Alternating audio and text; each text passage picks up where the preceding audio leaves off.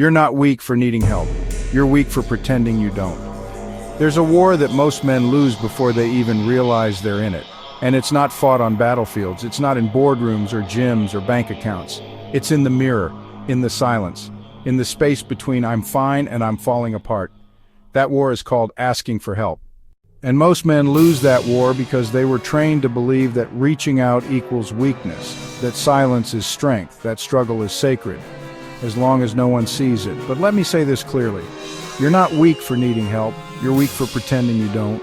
And if you don't fix that mindset soon, it will cost you your marriage, your body, your peace, and maybe even your life. Every man's journey into silence begins early. You fall down as a boy and they tell you, get up, don't cry. You face a tough moment and they say, be a man.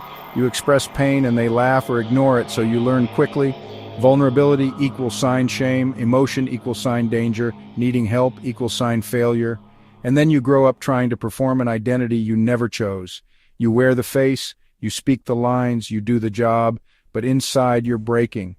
The lie sounds noble. I don't need help. I'll figure it out. I've got this. But here's what it really means. I'm terrified you'll see I'm not enough. I don't trust anyone to handle what I'm carrying. I'd rather die than be seen as weak. That lie has turned millions of men into actors, into high-functioning shells, into warriors who forgot how to bleed. And it's killing them, quietly, daily, brutally, because a man who never speaks will eventually scream, either with rage or by checking out. The most dangerous sentence a man speaks is, I'm fine. Because behind that are unpaid bills, panic attacks, failed marriages, broken dreams, suppressed grief, unspoken trauma, addiction, loneliness, and suicidal thoughts. You're not okay, and pretending you are doesn't make you strong, it makes you vulnerable to collapse.